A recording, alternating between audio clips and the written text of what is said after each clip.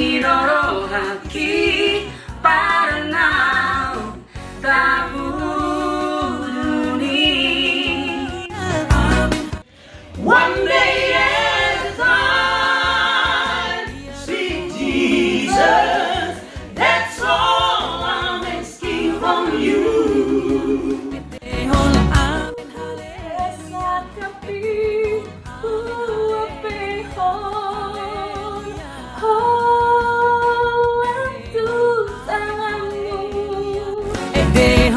Shalom, Oras. Saya Fanda Huta Galung Golden Mondi. Haleluya, haleluya.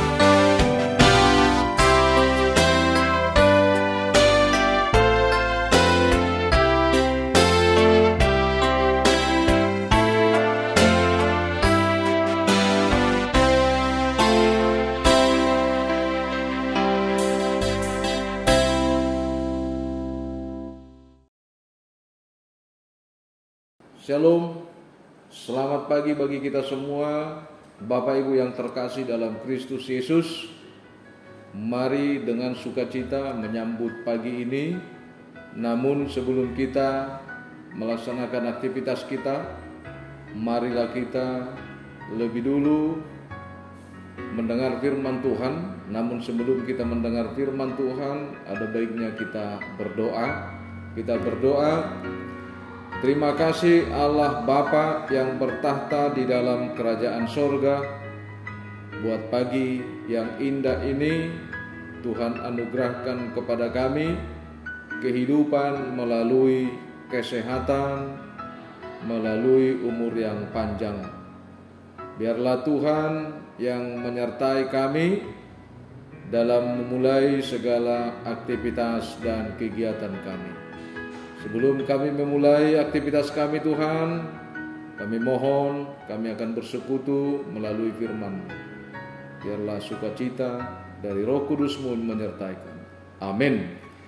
Bapak Ibu Saudara-saudara, firman Tuhan yang menjadi bekal hidup bagi kita satu hari ini, Selasa 22 Juni 2021, tertulis di dalam 2 Korintus pasal 8 ayat 9.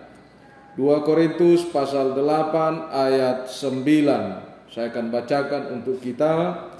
Karena kamu telah mengenal kasih karunia Tuhan kita Yesus Kristus, bahwa Ia yang oleh karena kamu menjadi miskin, sekalipun Ia kaya, supaya kamu menjadi kaya oleh karena kemiskinannya. Karena kamu telah mengenal kasih karunia Tuhan kita Yesus Kristus, bahwa Ia yang oleh karena kamu menjadi miskin, sekalipun Ia kaya, sekalipun kamu menjadi kaya oleh karena kemiskinannya. Demikian firman Tuhan. Jemaat yang terkasih, apa yang bisa kita katakan dengan hidup kita saat ini? Kita hanya mampu berkata, kasih karunia Tuhan sungguh tak terselami dalamnya. Artinya kita tidak mampu mencernanya dari pemikiran manusiawi kita. Pengenalan kita akan kasih karunia Tuhan memberi pengaruh yang besar dalam kehidupan kekristenan kita. Namun saat ini banyak dari antara manusia yang memegang konsep dengan problem yang terjadi dalam kehidupan seseorang itu. Artinya Tuhan mengurangi kasih karunia-Nya sehingga kita sering merasa lelah, capek dalam menjalani hidup kekristenan kita.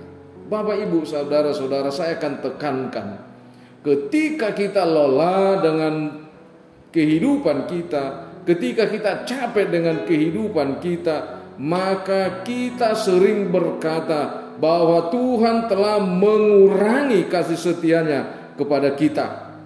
Namun tidak sebegitu, Bapak, Ibu, saudara-saudara. Itulah saya ingatkan tadi, jangan pernah memakai logika kita untuk menyelami kasih setia Tuhan.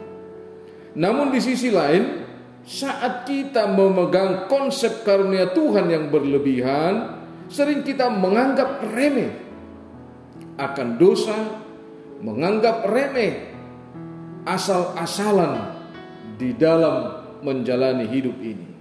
Saudara-saudara jemaat yang dikasihi Tuhan kita Yesus Kristus, pengenalan sungguh-sungguh akan kasih karunia Tuhan akan mempengaruhi bagaimana kita hidup dan bagaimana kita menerima orang-orang di sekitar kita. Kita sebagai orang Kristen sering hidup dalam kasih karunia, tapi sikap kita tidak menunjukkan kasih karunia Tuhan yang sudah kita terima. Seharusnya sebagai dasar belas kasihan Tuhan, ingin kita mengenal kasih setia-Nya. Ia ingin mempelajari dan kemudian mengalaminya dalam kehidupan kita. Kasih karunia tidak dapat dideskripsikan sebagai suatu yang baik yang sebenarnya tidak layak kita terima. Kasih karunia Tuhan adalah ketika Allah dengan cuma-cuma mencukupkan segala sesuatu yang kita butuhkan. Kita ingat, Bapak, Ibu, saudara-saudara, kasih karunia adalah ketika Allah dengan cuma-cuma mencukupkan segala sesuatu yang kita butuhkan. Segala sesuatu yang tidak bisa kita dapatkan dengan kekuatan kita sendiri. Segala sesuatu yang tidak bisa kita bayar, segala sesuatu yang tidak layak kita dapatkan. Kasih karunia menawarkan apa yang sangat dibutuhkan manusia, di mana hanya Tuhan yang dapat memberinya. Saudara-saudara, saya mengingatkan kembali, segala sesuatu yang tidak layak kita dapatkan akan diberikan dan ditawarkan oleh kasih karunia Tuhan yang menjadi kebutuhan bagi kita, dan yang memberikannya hanyalah Tuhan. Saudara-saudara, kasih karunia seperti ini hanya dapat ditemukan pada satu pribadi, yaitu Tuhan Yesus Kristus. Kasih karunia yang seperti ini hanya dapat kita temukan pada satu pribadi, yaitu Yesus Kristus. Seperti apa yang dituliskan oleh Paulus, bahwa kasih karunia Tuhan kita Yesus Kristus, oleh karena itu kasih karunia hanya didapatkan lewat sebuah hubungan pribadi yang intim setiap saat dengan Dia. Kasih karunia tersedia karena Yesus bersedia untuk menanggung kemiskinan rohani kita, supaya kita bisa mengambil bagian dalam kekayaan rohaninya.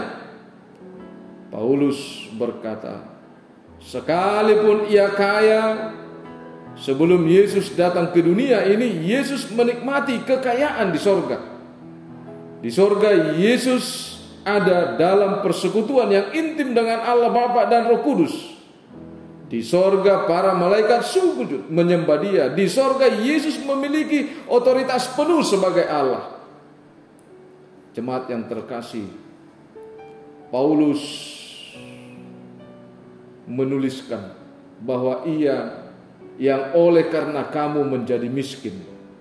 Yesus dengan sukarela bersedia menjadi miskin demi umat manusia yang percaya kepadanya.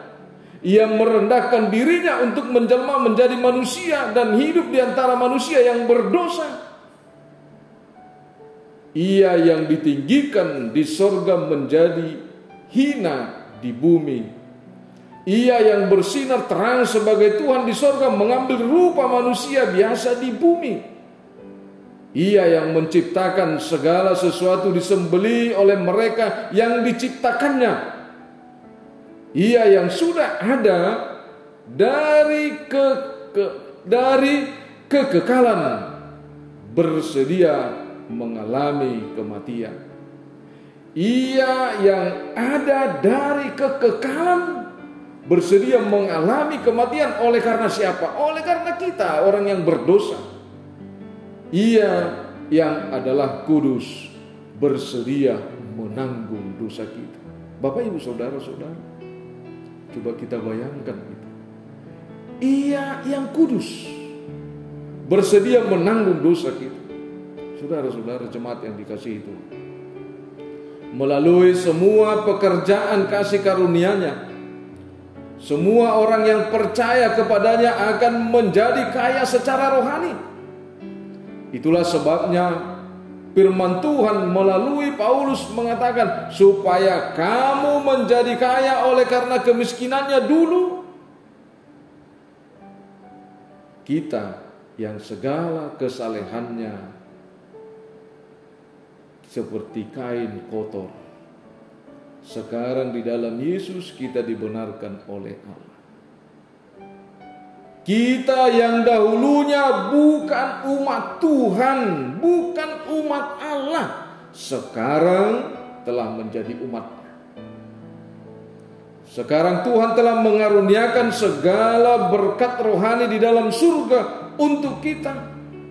Karena itu, pergunakanlah kasih karunia Tuhan yang ada pada kita untuk berbelas kasihan kepada orang lain, seperti Yesus telah mengasihi hidup. Saudara-saudara, Bapak Ibu yang terkasih, jangan pernah melewatkan kasih karunia Tuhan dalam hidupmu. Jangan pernah meninggalkan kasih karunia Tuhan dalam hidupmu. Dan jangan pernah menolak kasih karunia Tuhan dalam hidupmu karena Anda mencintai dunia ini. Tetapi biarlah dunia ini Anda cintai. Biarlah pekerjaan Anda cintai. Oleh karena kasih karunia Tuhan Kristus yang telah Anda terima, yang telah Anda percayai, membimbing dan membangun kehidupan saudara. Amin. Selamat beraktivitas. Tuhan Yesus memberkati. Kita berdoa.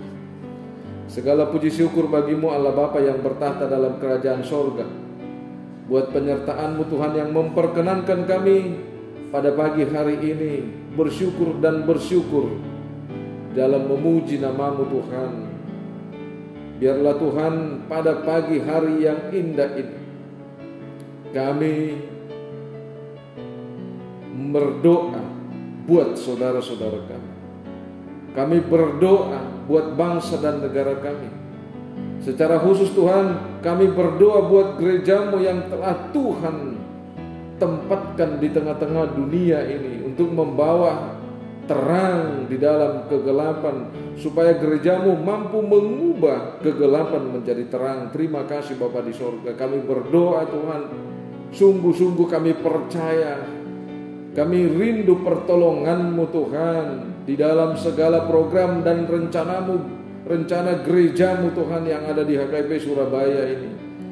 Perkenankan kami Tuhan dalam sukacitamu dalam melaksanakan pesta pembangunan kami Tuhan yang dihadiri dan dipimpin oleh Opueporus. Kami yakin dan percaya pertolonganmu akan menjauhkan segala mara bahaya, penyakit yang ada di sekitar kami Tuhan, yang ada sekarang di tengah-tengah lingkungan kami ini, yaitu COVID-19.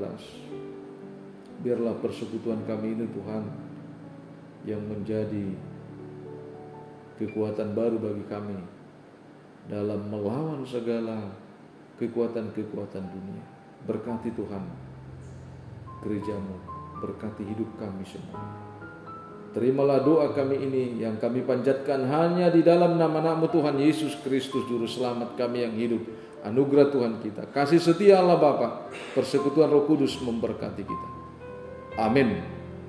Bapak Ibu Saudara-saudara yang dikasihi Tuhan kita, kami segenap Parhalado mengucapkan selamat beraktivitas. Mari dengan semangat di dalam ketaatan kita melaksanakan protokol kesehatan. Bekerjalah hanya untuk Tuhan. Salam sehat. Bapak Ibu yang terkasih, kami segenap Parhalado, panitia pesta pembangunan serbaguna gereja kita, mengingatkan dan sekaligus mengundang kita semuanya pada hari Sabtu tanggal 26 Juni pukul 13 sampai dengan 14.30 akan dilaksanakan peletakan batu pertama gedung serbaguna kita, dan pada pukul 17 sampai dengan 21 dilanjutkan dengan penggalangan dana di Hotel Merkur yang langsung dipimpin oleh Opuit. Sekaligus juga kami mengundang dan mengingatkan kita semua bahwa hari Minggu tanggal 27 Juni 2021 adalah pesta puncak ibadah dan pesta pembangunan gedung serbaguna KBP. Kami juga mengundang kita semua untuk datang beribadah dan berpartisipasi. Namun lebih dulu kami mengajak kita untuk mendoakan kegiatan tersebut supaya berjalan dengan sukses, penuh sukacita, dan penuh damai sejahtera. Ingat Bapak Ibu, Saudara-saudara, hidup kita sudah diberkati Tuhan. Marilah kita bersyukur di dalam memberikan tanggung jawab kita sebagai anak-anak Tuhan. Sukseskan pesta pembangunan serbaguna HKBP Surabaya, dari kita, untuk kita, dan kemuliaan Tuhan. Selamat menjalankan aktivitas hari ini. Horas, horas.